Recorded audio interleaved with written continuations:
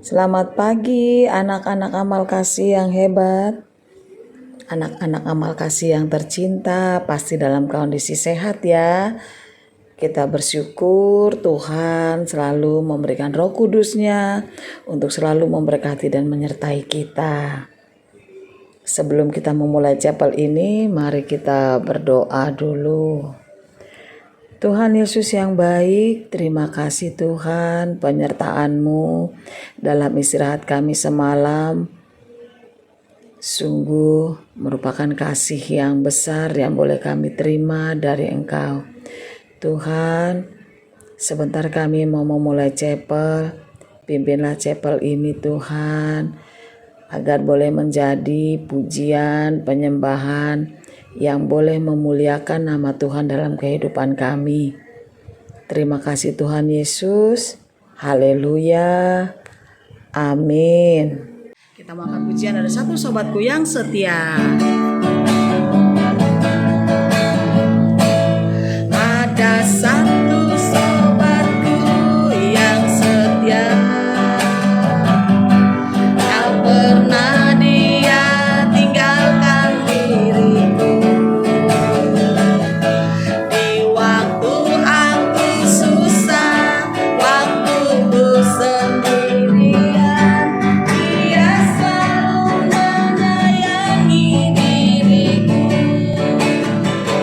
Namanya Yesus, namanya Yesus, nama Yesus yang menghibur hatiku. Namanya Yesus, namanya Yesus, nama Yesus yang menghibur hatiku. Kita angkat pujian ini dari awal. Ada satu sobatku yang setia, tak pernah dia tinggalkan diriku.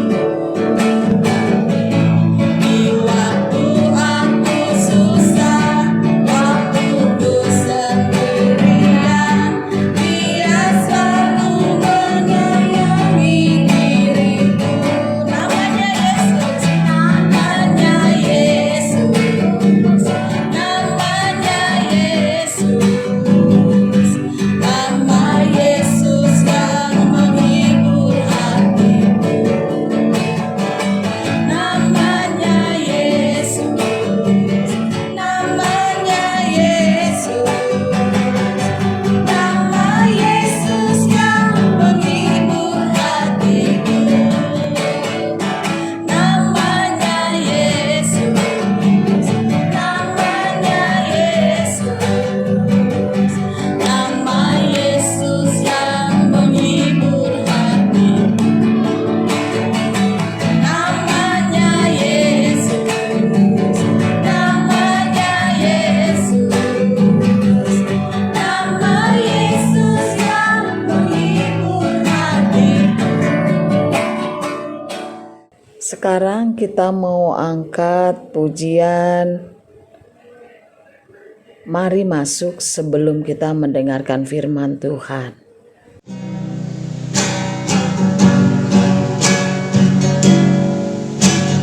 Mari masuk, mari masuk, masuk hatiku, ya Yesus, datang.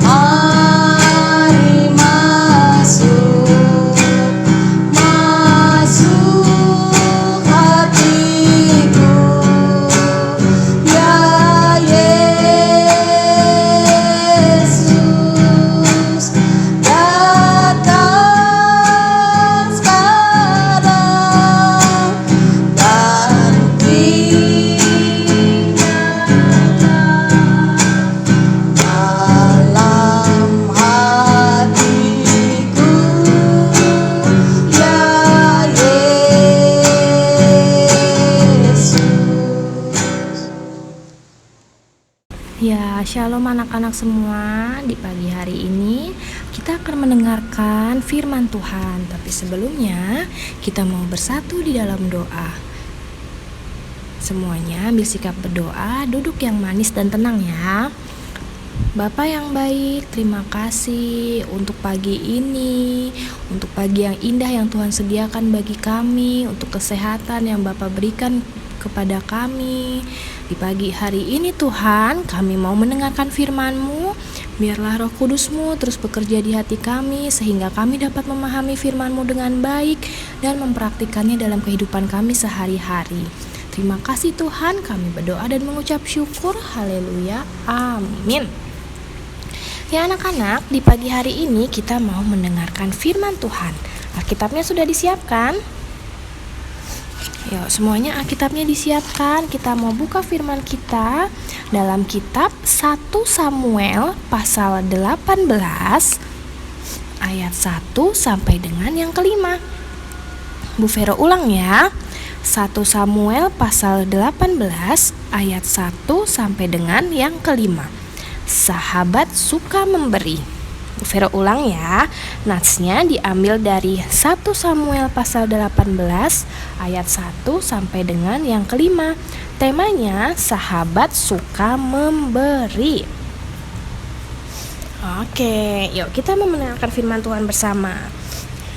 Bu Vero akan memberikan suatu cerita. Jadi, ada seorang nenek tua yang mendengar di gereja akan diadakan bazar baju layak pakai untuk masyarakat sekitar gereja.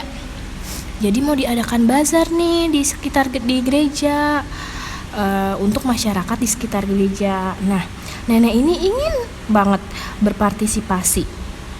Pengen banget ikutan bazar ini nih. Maka sepulang dari gereja, si nenek segera membuka lemari pakaiannya dan memilih baju-baju mana yang layak dia sumbangkan untuk gereja. Nah, si nenek ini menemukan baju hangat atau kita sebut sekarang dengan sweater atau jaket. Nah, rupanya baju hangat ini kesukaannya si nenek. Namun sudah jarang dipakai sama nenek karena tidak muat lagi. Kemudian singkat cerita, si nenek pun memutuskan untuk memberikan baju tersebut. Namun ketika akan dimasukkan ke dalam dus, ia melihat kancingnya bentuknya unik sekali. Lalu dia berpikir nenek ini, aduh rasanya sayang banget nih kalau diberikan sama orang lain. Lalu dia berpikir, lebih baik kancingnya disimpan. Toh orang lain yang nanti mau pakai bajunya dapat memasangkan kancing lain. Nah, tak lama kemudian si nenek tertidur karena kelelahan. Lalu si nenek bermimpi berjumpa dengan seseorang yang sangat bersinar. Agaknya itu Tuhan Yesus. Nah, ia melihat Tuhan Yesus memakai baju hangat kepunyaannya. Tetapi baju tersebut tampak jelek karena tanpa kancing. Aduh, si nenek pun merasa bersalah nih anak-anak. Lalu si nenek itu berpikir, seandainya ia tidak mengambil kancing-kancing itu. Lalu si nenek terbangun dari tidurnya. Lalu dia teringat dan segera sadar bahwa keputusannya mengambil kancing itu salah. Si nenek berpikir, masa memberi kok tidak tulus? Akhirnya si nenek itu memasang kembali kancing itu. Ia mau memberikan semuanya, tidak sebagian saja. Kancingnya sweaternya mau dipakai, mau diberikan dalam keadaan yang utuh tanpa diambil kancingnya. Nah, anak-anak, nenek tadi belajar memberi dengan tulus. Sebab memang itulah yang Tuhan kehendaki. Jadi Tuhan mau semua anak-anaknya itu kalau memberi itu dengan tulus, tanpa syarat, tanpa memikirkan, aduh sayang banget dikasih ini, aduh gimana ya aku masih suka sama ini, aduh ini gimana. Tapi memberikan dengan tulus. Nah, apalagi kalau anak-anak di rumah punya sahabat. Anak-anak harus siap memberikan yang dia perlukan, memberikan sesuatu yang diperlukan oleh sahabatnya. Nah, kita mau belajar dari seorang tokoh. Ada dua orang tokoh seperti persahabatannya Yonatan dan Daud. Pasti udah pada tahu nih ceritanya. Dulu Bu Vero kayaknya pernah ngajar juga nih tentang Yonatan dan Daud. Nah, mereka ini berdua bersahabat, dilandasi dengan kasih sayang. Mereka saling mengasihi satu sama lain, mengasihi dengan tulus. Bahkan Yonatan mengikat perjanjian untuk mengasihi Daud seperti ia mengasihi dirinya sendiri. Jadi Yonatan itu berjanji nih bahwa dia akan mengasihi Daud sama seperti dia mengasihi dirinya sendiri. Nah, karena itu Yonatan tidak segan-segan untuk memberikan sesuatu yang ia miliki kepada Daud. Kita semua mungkin tahu ya kalau Daud itu seorang anak gembala atau seorang gembala. Nah, Yonatan juga tahu bahwa sebagai anak gembala, Daud itu tidak memiliki benda-benda berharga seperti dirinya sebagai anak raja. Bayangin persahabatan mereka, Daud anak gembala, Yonatan anak raja. Berbeda sekali bukan anak-anak? Nah, karena itu Yonatan menunjukkan kasihnya kepada Daud dengan memberikan apa yang dibutuhkan Daud yang sudah diangkat ayahnya sebagai kepala para prajurit. Nah, Yonatan memberikan miliknya dengan tulus, yaitu jubah yang dipakai, baju perang, pedang, panah, dan ikat pinggang. Yonatan tidak setengah hati seperti cerita nenek tadi. Yonatan memberikan semuanya dengan rela kepada Daud. Nah, dari cerita hari ini kita mau belajar nih anak-anak bahwa Tuhan juga mau kita murah hati untuk memberi kepada sesama, apalagi kepada sahabat kita. Bahkan di dalam Kisah Para Rasul pasal 20 ayat 35 dikatakan bahwa lebih berbahagia memberi daripada menerima. Coba anak-anak pikir, kenapa sih lebih berbahagia memberi daripada menerima? Coba anak-anak pikirkan sejenak. Oke, ya karena dengan memberi ada kepuasan dalam hati kita bahwa kita dapat melakukan sesuatu untuk menolong orang lain. Artinya apa? Artinya hidup kita punya makna bagi orang lain. Sedangkan kalau kita menerima, justru kita ditolong atau dibantu oleh orang lain. Nah, berbicara tentang memberi, hal memberi ini bukan hanya soal benda, soal jaket kayak nenek tadi, soal peralatan perang seperti yang diberikan Yonatan kepada Daud, bukan soal benda, bukan soal materi, namun juga soal perhatian, soal kasih sayang. Seorang sahabat itu harus memperhatikan betul kebutuhan sahabatnya, sehingga ia tahu harus memberi apa yang paling bermanfaat bagi sahabatnya. Contohnya nih, teladan sahabat yang paling kita teladani yaitu Yesus. Yesus sebagai sahabat yang baik bahkan sudah memberikan nyawanya bagi kita, memberikan nyawanya untuk Bu Vero, memberikan nyawanya untuk anak-anak di rumah. Lalu apa yang dapat kita berikan kepada sahabat-sahabat kita sebagai wujud kasih kita? Ya, kita mau mengasihi sahabat kita.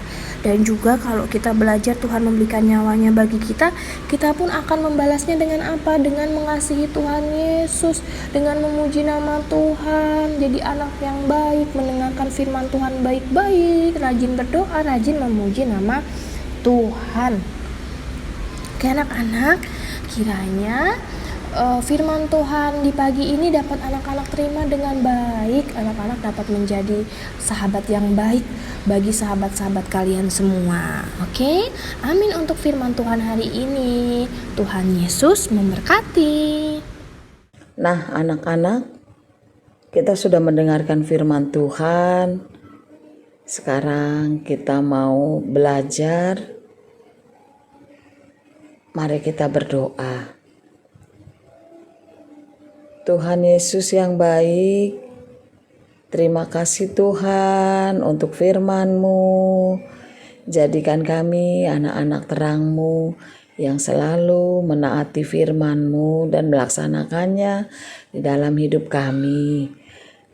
Sekarang kami mau belajar, biarlah kiranya Roh Kudus-Mu memimpin kami sehingga kami boleh menjadi anak-anak terang, menjadi anak-anak kebanggaan di dalam nama-Mu.